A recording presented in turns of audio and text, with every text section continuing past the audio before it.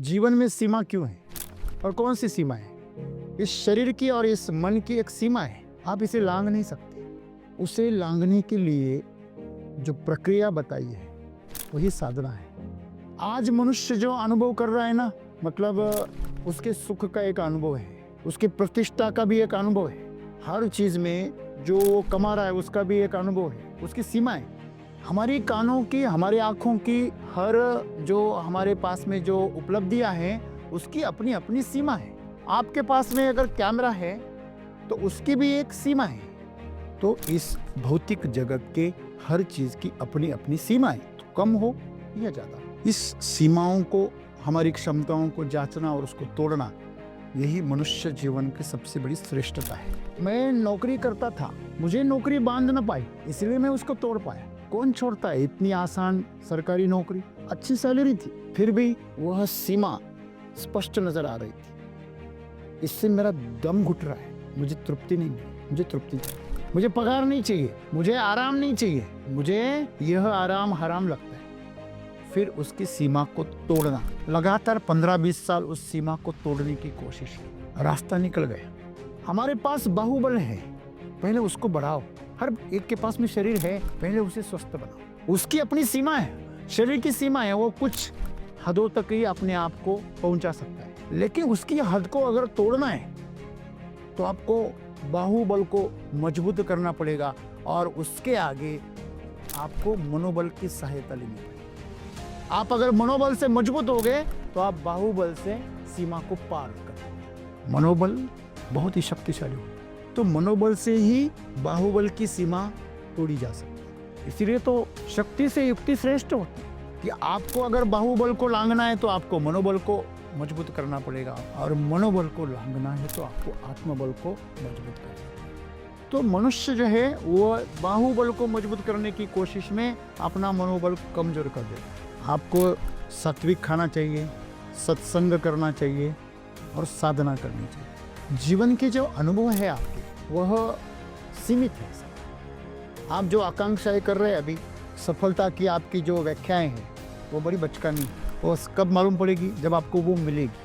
समय रहते आप अगर इन सीमाओं को तोड़े तो आप जीवन के नए आयामों को अनुभव करेंगे। तपश्चर्या, साधना सीमा को लांघने का जरिया है। मनुष्य के लिए एक प्रेरणा है कि हमारे जो भी ईश्वर है या हम जिन्हें भगवान कहते हैं, इन सभी ने जो भी लीलाएं रची है वो मनुष्य को कैसे जीना, इसका एक रोड मैप बनाया, उसको एक मैनुअल बनाया कि आप ऐसे जियो। ये जलने वाला ही है, ये मरने वाला ही है, इसे जान लो और आज से ही उसके परे की जिंदगी को ढूंढो। शरीर की जरूरतें, शरीर की वासनाएं, शरीर की कामनाएं आप पूरी ना करो, ये बात नहीं है। आप उसमें भरपूर आनंद लो, सुख लो, लेकिन उसके परे भी अनुभव है, ये समझ लो।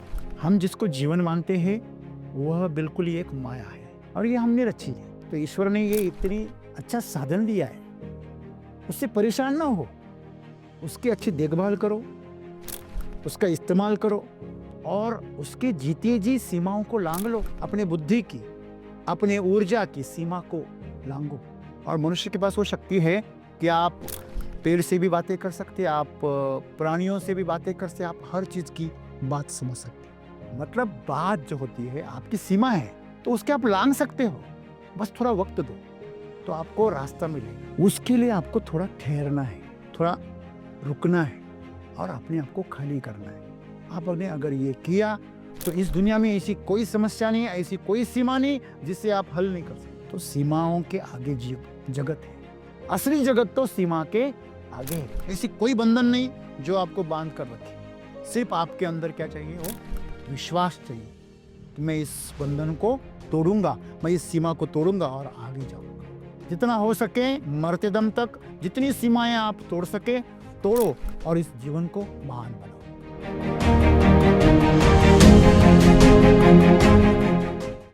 सर, आज सदगुरु जो बता रहे हैं उसके ऊपर एक सवाल है कि जीवन ने हमें जो सीमाएं बांध के दी है, वो गलत है या सही है?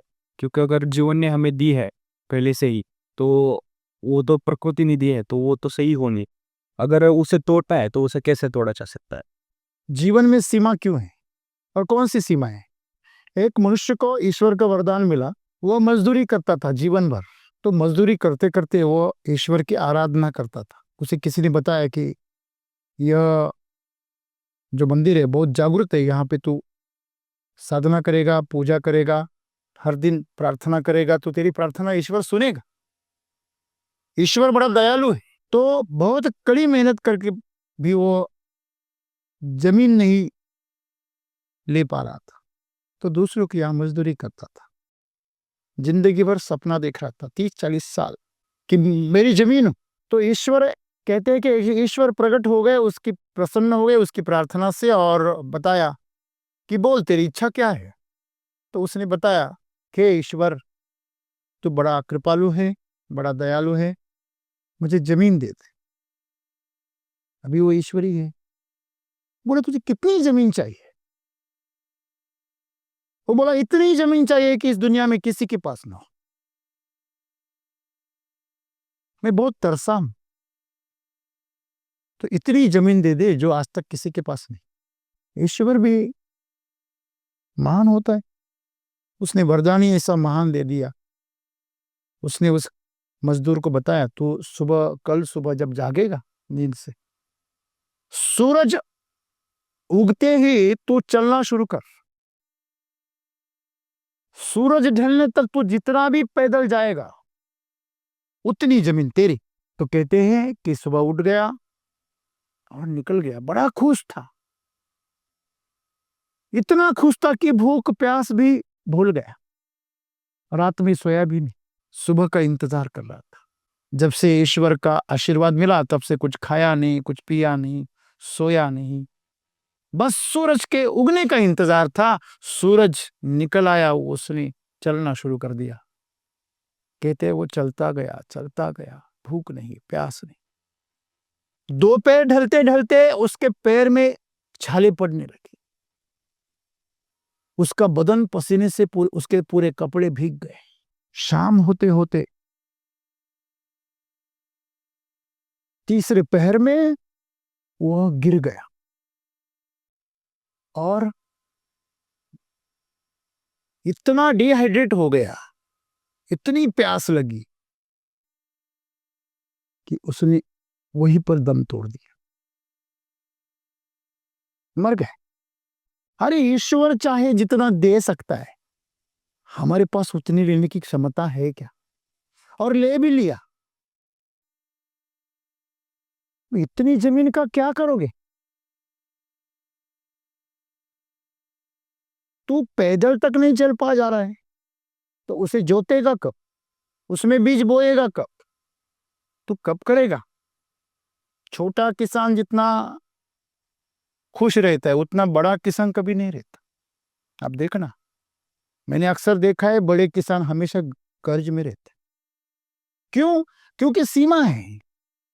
इस शरीर की और इस मन की एक सीमा है,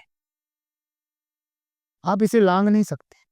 फिर उसे लांघने के लिए जो प्रक्रिया बताई है वही साधना है। आज मनुष्य जो अनुभव कर रहा है ना, मतलब उसके सुख का एक अनुभव है, उसकी प्रतिष्ठा का भी एक अनुभव है, हर चीज में जो वो कमा रहा है उसका भी एक अनुभव है, उसकी सीमा है। आप ज्यादा से ज्यादा इलॉन मस्क बन सकते, उससे बड़ा तो कोई है नहीं। हे ईश्वर मुझे इलॉन मस्क से ज्यादा अमीर बना दे, बस हो गए।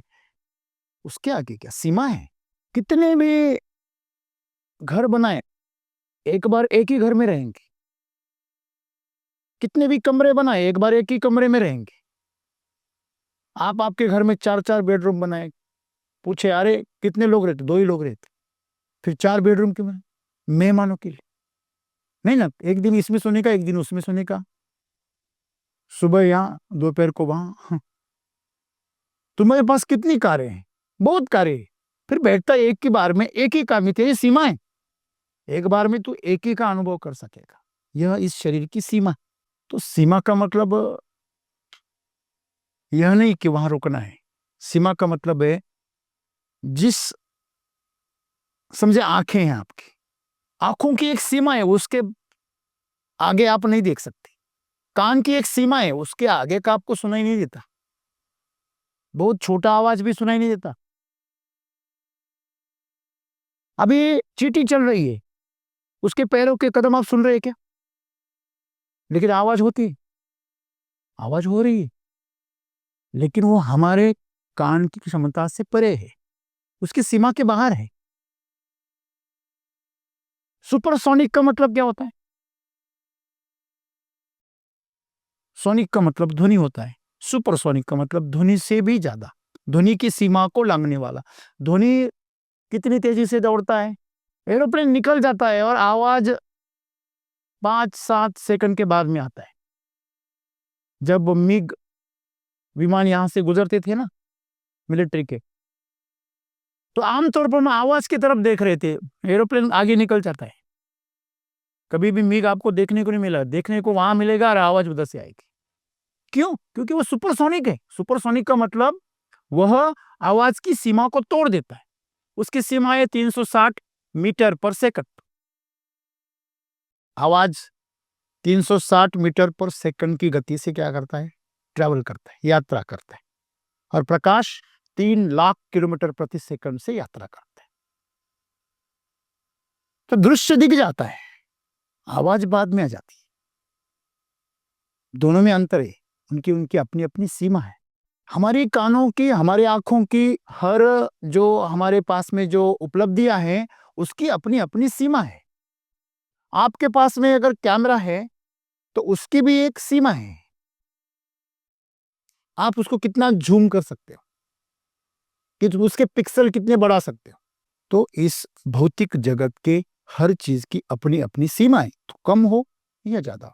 गरीब मनुष्य की सीमा है कि वो कुछ चीजें खरीद नहीं सकता। वैसे अमीर की भी एक सीमा है, वो कितना भी पैसे वाला क्यों ना हो, किसी का प्रेम खरीद नहीं सकता। वह संतान का शुभ खरीद नहीं सकता, कितनी भी उसके पास टेक्नोलॉजी हो, कितना भी पैसा हो। आप बिस्तर खरीद सकते हैं, नींद कहां से खरीदोगे? आप खाना खरीद सकते हैं, भूख कहां से खरीदोगे? आप किसी को गुलाम बना सकते हैं, उसका आदर कैसे पाओगे? बुद्धिमत्ता के तौर पर आप किसी को हरा सकते हो, लेकिन उसकी शरणागति कैसे प्राप्त करोगे? नहीं। तो सीमा जो है वो भौतिक स्तर पर है, इस सीमा को तोड़ना है। जीवन में हमेशा मनुष्य कहता है ये मेरे बस की बात नहीं, ये नहीं कर सकता मैं, ये मेरा काम नहीं, ये मेरी क्षमता नहीं। ये ऐसा क्यों कहता है? क्योंकि वो अपनी क्षमता को जानता ही नहीं, वो उसको ही सीमा मान लेता है। जैसे एक मंडूक, एक मेंढक अपने कुएं को ही दुनिया मानता है, तो उसी प्रकार मनुष्य का जीवन है। इस सीमाओं को, हमारी क्षमताओं को जांचना और उसको तोड़ना, यही मनुष्य जीवन की सबसे बड़ी श्रेष्ठता है। यह तोड़ सकता है। आप पहले पानी में रहते थे। जो भारतीय संस्कृति है वो क्या कहती है, हजारों साल से क्या कह रही है, दशावतार है। वो कहा है कैसे? एक एक सीमा को तोड़कर वो बन गए। पहले तो पानी में जीव था, पानी के बाहर जिंदा नहीं रह सकता था, तो पानी की सीमा को तोड़ दिया, फिर धरती पर आ गए, उभयचर हो गए। फिर हवा में तैरने लगा। तो एक एक भौतिक सीमा को तोड़कर वो मनुष्य तक आ गया। मनुष्य के पास में पूरी शक्तियां है, अनंत शक्तियां है, लेकिन उसे उसका पता है। जिन लोगों को हम महान कह रहे, छत्रपति शिवाजी महाराज ने जब पनाला से जब अपने आप को छुड़वाया, तो सीमा को लांघ लिया। कोई और होता तो शरणागति ले लेता, सुलह कर लेता, लेकिन वो छत्रपति राजे थे, उन्होंने अपने आप को कभी सीमाओं में नहीं बांधा नहीं। उन्होंने उसके रास्ते को ढूंढा, उसकी संभावनाओं को ढूंढा, इससे छूटा जा सकता है कैसे। दिमाग ठंडा रखकर उन्होंने हर चीज से रास्ता निकाला। चाहे वो अफजल खान की बात हो या पुणे के किले की बात हो, शाइस्ते खान। कहाँ 1 लाख का सैन्य और कहाँ आपके पास में कुछ हजार मावले। सीमा को तोड़ना कैसे, यह उनसे सीखे। आगरा से निकलना मतलब आग से निकलने जैसा है। आग का दरिया है और पार करके जाना है, फिर भी निकले। कैसे निकले, क्या निकले, इसकी जो कहानी है उससे ज्यादा महत्वपूर्ण बात है तो निकले, ये सच्चाई है। क्या सोच रही होगी उनकी। उनको कभी भी किसी सीमा ने बांधा नहीं, इसलिए वो असीम बन गए। यह बात आपको समझनी जरूरी है। अगर मैं नौकरी करता था, मुझे नौकरी बांध ना पाई, इसलिए मैं उसको तोड़ पाया।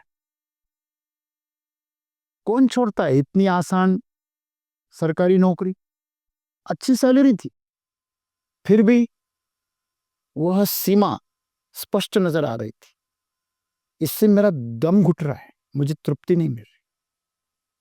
मुझे तृप्ति चाहिए, मुझे पगार नहीं चाहिए, मुझे आराम नहीं चाहिए, मुझे यह आराम हराम लगता है।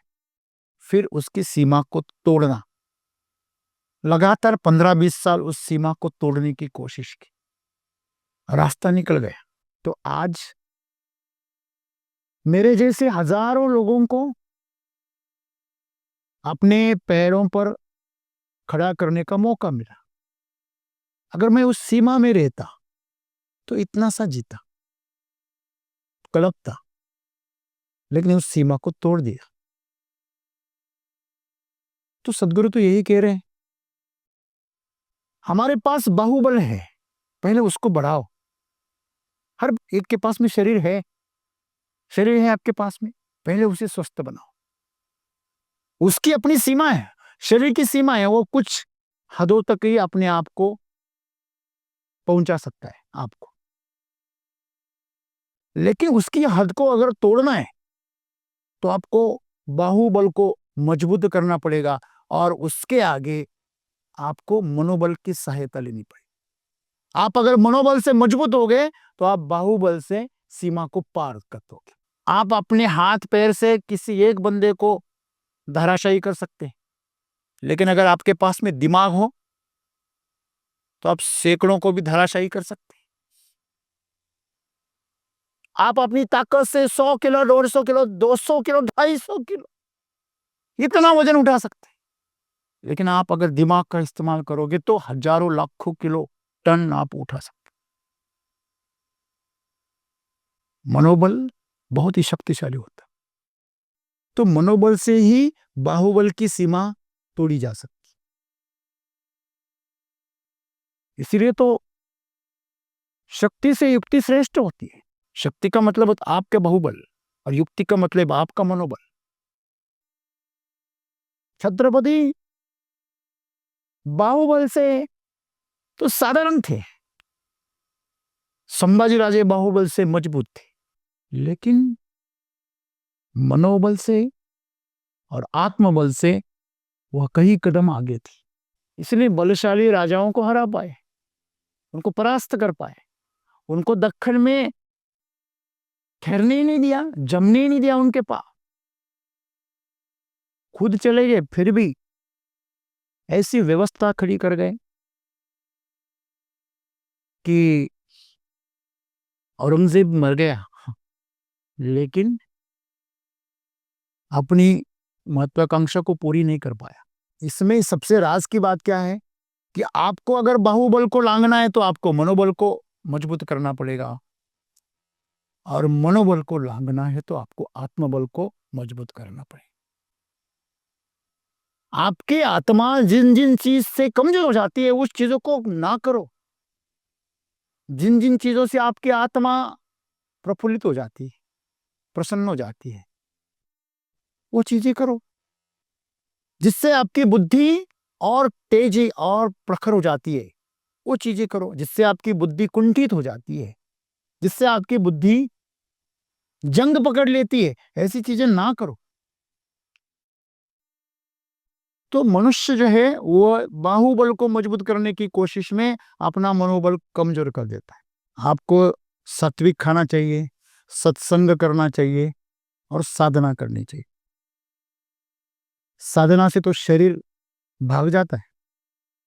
आपको कहें कि आप प्रार्थना करो, आप ध्यान में बैठो, आप तप करो, तो मन बड़ा चंचल उसे भगाता है वहां से। इतने विचार लाएगा, हे मूर्ख क्या कर रहा है, नौजवान है, आनंद ले, युवा अवस्था का आनंद ले। इस क्या फालतू की चीजों में, जो बूढ़े होने के बाद करने वाली चीजें तो अब कर रहे हैं। ये ऐसी फालतू की बातें करके आपको भगाएगा। तो सदगुरु यही कह रहे कि जीवन के जो अनुभव है आपके, वह सीमित है सब। आप जो आकांक्षाएं कर रहे हैं अभी, सफलता की आपकी जो व्याख्याएं हैं, वो बड़ी बचकानी है। वो कब मालूम पड़ेगी, जब आपको वो मिलेगी। लेकिन तब तक आपका जीवन गुजर जाए, आपकी आयु खत्म हो जाए, आपके हाथों से समय चला जाएगा।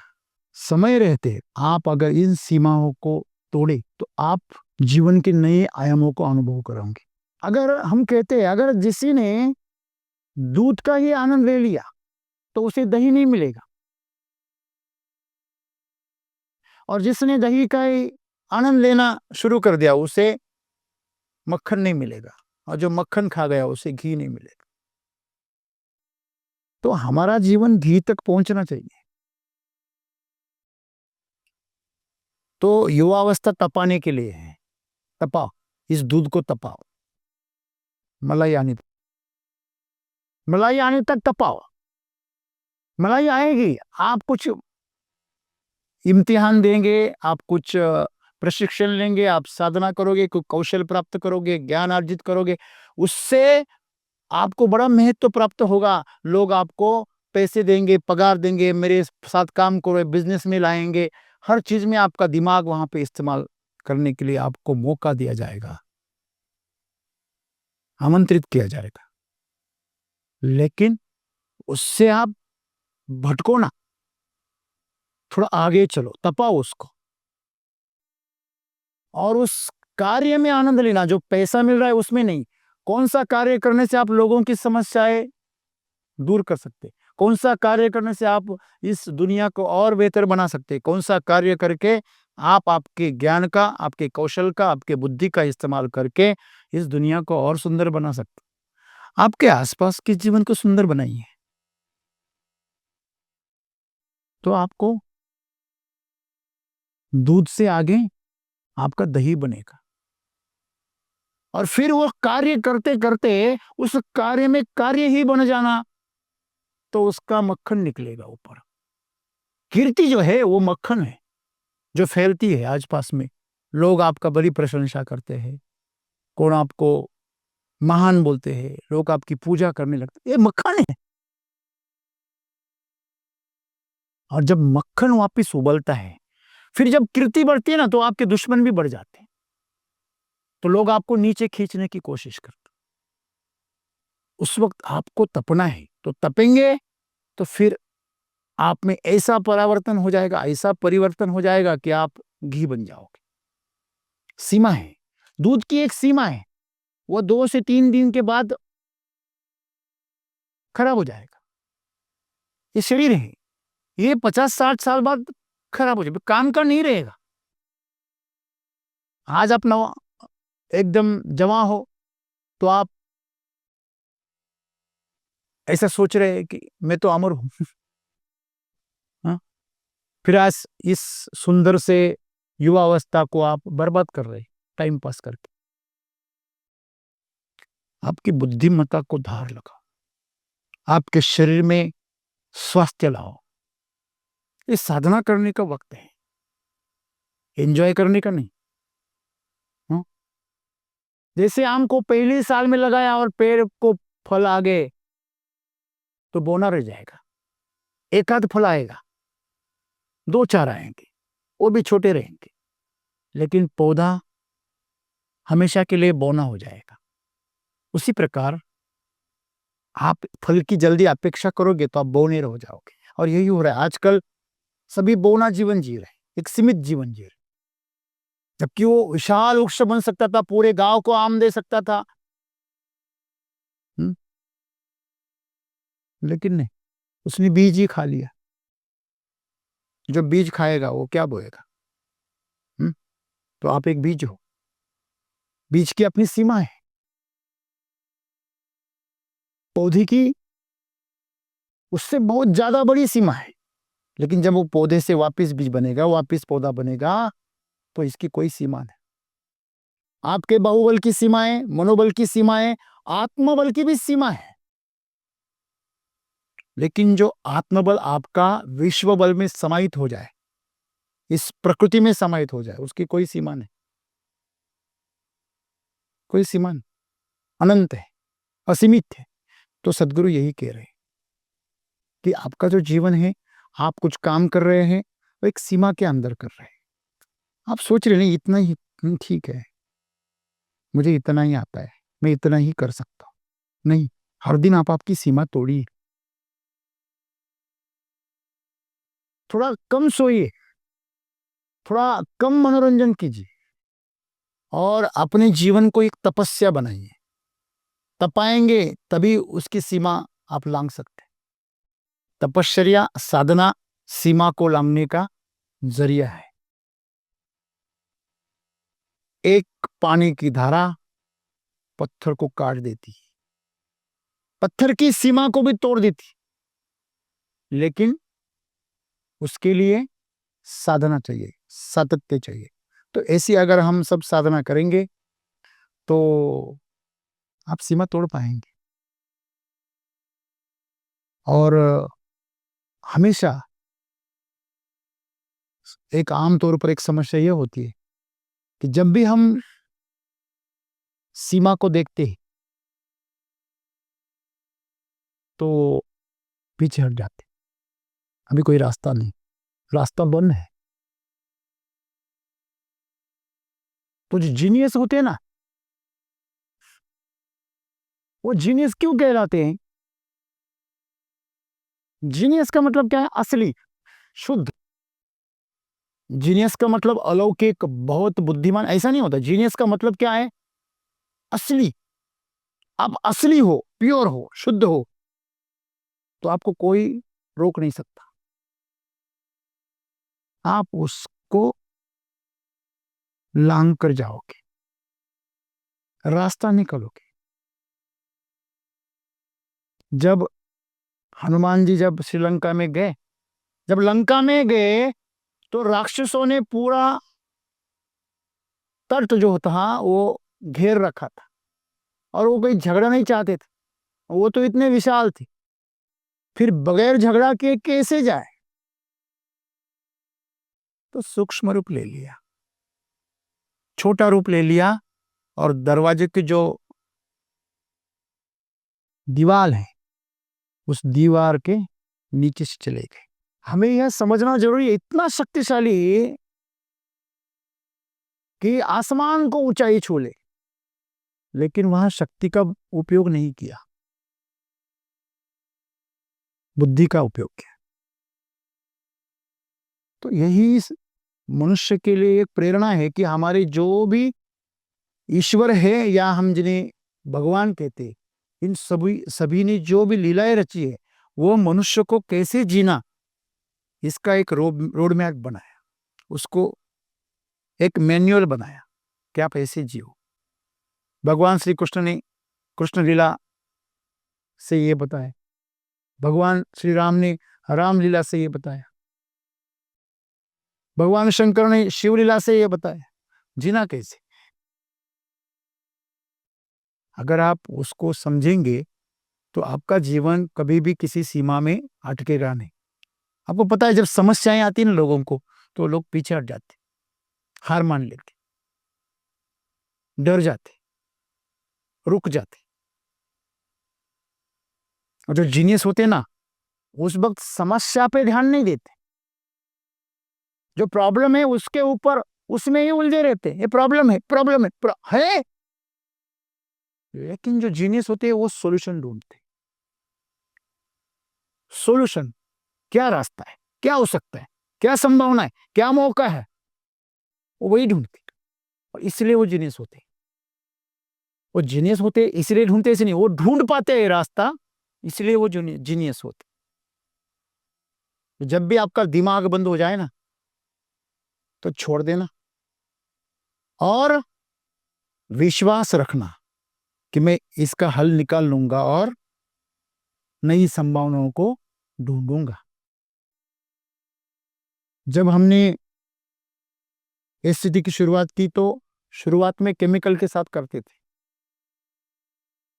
आज पूरी दुनिया केमिकल के बिना खेती नहीं कर पा रही, खेती केमिकल से तो मर रहे हैं। हर दिन आज न्यूज़पेपर्स में यूरिया की खबरें आ रही है, जहरीले दवाओं की खबरें आ रही है, इतने रसायन जमीन में गए, कितने हजार टन और कितनी खपत हो रही, इसकी जानकारी आ रही है, उसके परिणाम बताए जा रहे हैं। फिर भी वो इस्तेमाल तो वही कर रहे हैं। उस सीमा को हमने 2015-16 में ही लांघ लिया।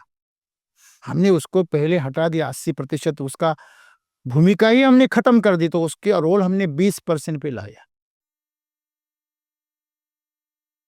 फिर 2021 में उस 20% को भी हटा दिया और 100% उसका रास्ता बंद कर दिया और 100% जहर मुक्त खेती का आगाज किया। इसके पहले भी लोगों ने किया, लेकिन वो उसका समाधान नहीं दे पाए। वो बोले हाँ जहर मुक्त करो, लेकिन जहर मुक्त करेंगे तो भूखे मरेंगे।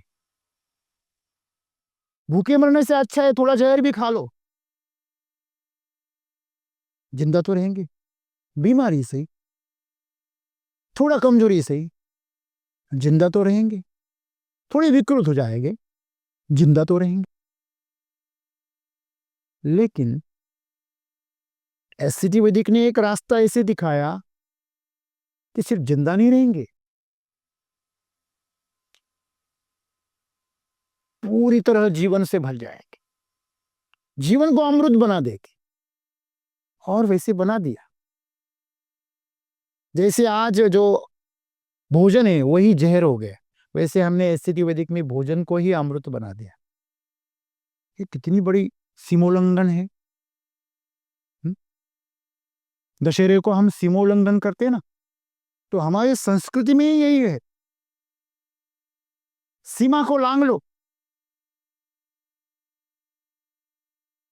एक बेटी जब ससुराल जाती है तो अपने मायके की सीमा को लांघती है। जब कोई मर जाता है तो वह अपने गांव की सीमा को लांघता है और मरघट में चला जाता है। तो ये सीमा है जो मनुष्य के जीवन में सबसे बड़ी एक सौगात है कि वो उसे लांघ सकता है। जीते जी नहीं लांघोगे तो मरने के बाद तो लोग आपको लांघ देंगे। 4 लोग आपको उठाएंगे और आपको पहुंचा देंगे, उसके पहले आप पहुंच जा रहा। इसका मतलब क्या है, ये जलने वाला ही है, ये मरने वाला ही है, इसे जान लो और आज से ही उसके परे की जिंदगी को ढूंढो। शरीर की जरूरतें, शरीर की वासनाएं, शरीर की कामनाएं आप पूरी ना करो, ये बात नहीं है। आप उसमें भरपूर आनंद लो, सुख लो, लेकिन उसके परे भी अनुभव है, ये समझ लो। लोग कहते हैं कि ये साधु संत, इनका कोई संसार नहीं, इनको कोई प्रेम नहीं करता, इनके पास में कोई भोग नहीं है, कुछ भी नहीं है, मनोरंजन भी नहीं है, ऐसे बैठे रहते। हाँ, हमें वो मूर्ख मालूम होते। हेलो, हाँ, मालूम होते हैं ना? लेकिन असली मूर्ख कौन है, ये थोड़ा सा सोचने की बात है। हाँ? जो आईआईटी वाला बाबा है उसको सब मूर्ख बता रहे, लेकिन वो आत्महत्या कभी नहीं करेगा। लेकिन बाकी आईआईटी वाले कर रहे, तो कौन मूर्ख है? हाँ? शाम को नींद किसको नहीं आती? किसके चेहरे पे तेज नहीं है? हाँ? उस बाबा के चेहरे पे तो ऐसे ही तेज है, और यहाँ तेज लाने के लिए क्या क्या नहीं करना पड़ता। हाँ? तो यही बात है, हम जिसको जीवन मानते हैं वह बिल्कुल ही एक माया है, और ये हमने रची है। आप कह रहे हैं कि ये प्रकृति ने आपको सीमाएं नहीं दी, जीवन ने आपको सीमाएं नहीं दी। जीवन ने तो आपको मौके दिए, रास्ते दिए, क्षमताएं दिए। आप उस क्षमता को अर्जित करो। आपके पास वाहन है, लेकिन आप उसमें ईंधन नहीं डाल रहे। ईंधन भी ईश्वर डालेगा। हेलो, आपके पापा ने आपको कार दे दी, या एक छोटी सी बात, आपके दोस्त ने आपको वाटर की बोतल दे दी, आप कम से कम पानी तो भरो। हाँ? इतनी भी आप औकात नहीं दिखाओगे तो ये जीवन तो बोझ बनेगा आपके लिए। तो ईश्वर ने ये इतनी अच्छा साधन दिया है, उससे परेशान ना हो, उसकी अच्छी देखभाल करो, उसका इस्तेमाल करो, और उसके जीते जी सीमाओं को लांग लो। अपने बुद्धि की, अपने ऊर्जा की सीमा को लांगो। यही तो सदगुरु कह रहे। और आपको रास्ता नहीं दिख रहा है ना, रुक जाओ, वहां ठहर जाओ। जब आपको मुश्किल में आते हैं ना, रास्ते बंद हो जाते हैं ना, तो सबसे पहली बात आपको करनी है, शांत हो जाओ। कहते हैं भगवान के यहाँ देर है लेकिन अंधेर नहीं है। भगवान के यहाँ देर होती है लेकिन अंधेरा नहीं है। कभी भी अंधेरा नहीं होता है। अंधेरा तुम्हारे दिमाग में हो रहा है, तुम्हारी बुद्धि, तुम्हारा अहंकार, यह अंधेरा कर रहा है, डर का अंधेरा। तो ठहर जाओ। आपको पता है, लोग कहते हैं मेरे साथ ये पौधे बातें करते हैं, हाँ? और बाकी से लोग मुझे क्या मूर्ख है, पौधा भी कभी बात करता है? हाँ? हाँ? अरे मूर्ख जरूर बात करता है। उसके बात करने का ढंग तुझे पता नहीं है, कब पता चले? सिंपल सी बात है, आप उसके पास जाओ, बैठो और खाली हो जाओ, शांत हो जाओ। हर दिन जाओ, बैठो। आप जितने भरे हुए हैं ना, उतने दिन लगेंगे। जब तक आप खाली नहीं हो जाते ना, आप वहां जाकर बैठो, अपना ज्ञान घर पे गठड़ी में बांध कर रखो और खाली हो जाओ। वहां जाके मूर्ख बन के बैठो, अज्ञानी बन के बैठो, भोले बच्चे बनकर बैठो। अपने आप पौधा बातें करे। कौन कहता है पौधा बेजुबान है? लेकिन तुम्हें सुनना नहीं आता। हुँ? जब बूढ़े हो जाते ना, तो यंत्र लगाने पड़ते सुनने के लिए। क्या कह रहे हैं? रुको रुको, यंत्र लगाता हूं। तो सीमा को समझो, उसको लांगो। और मनुष्य के पास वो शक्ति है कि आप पेड़ से भी बातें कर सकते, आप प्राणियों से भी बातें कर सकते, आप हर चीज की बात समझ सकते।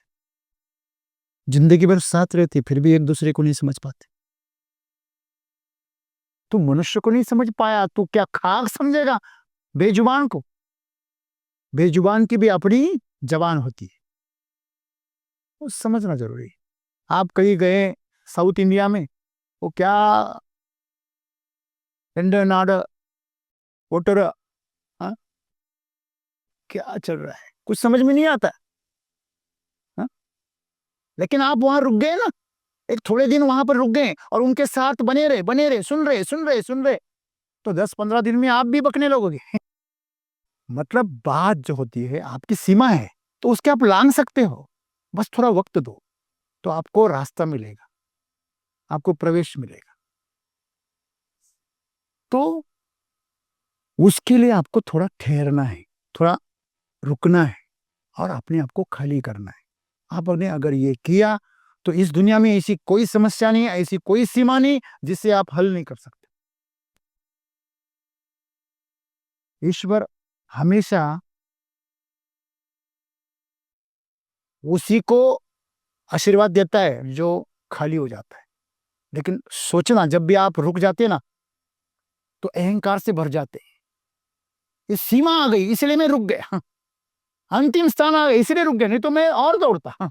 मैं और आगे जाने वाला था, मैं और कोशिश करने वाला था, लेकिन रास्ते ही बंद हो गए, मुश्किलें आ गई, तो मैं नहीं गया। दोस्तों, डायलॉग है ना, डर के आगे तो सीमाओं के आगे जगत है। असली जगत तो सीमा के आगे है। आप भी सीमा को लांग सकते हैं। आपके अंदर वो चेतना, वो प्रेरणा जागृत होनी जरूरी है। आइए हम उस संभावना को खोजे कि हम उस सीमा को तोड़ सकते हैं। ऐसी कोई बंधन नहीं जो आपको बांध कर रखे। सिर्फ आपके अंदर क्या चाहिए? वो विश्वास चाहिए कि मैं इस बंधन को तोड़ूंगा, मैं इस सीमा को तोड़ूंगा और आगे जाऊंगा। लोग घर की सीमा में बंध जाते, आमतौर पर 99.99% लोग, लाखों में एक होता है जो अपने घर के बंधन को तोड़ पाता है। घर के झमेले में ही फंस जाते, मेरी माँ, मेरे पिता, मेरा भाई, मेरी बहन। अरे तुझे कितना बड़ा संभावना लेकर भेजा इस ईश्वर ने, और तू यहाँ करे कीड़ा बन गया। हाँ, तो इससे बाहर निकलो और इस जीवन को थोड़ा और विशाल बनाओ। जितना हो सके मरते दम तक जितनी सीमाएं आप तोड़ सके तोड़ो और इस जीवन को महान बनाओ। धन्यवाद।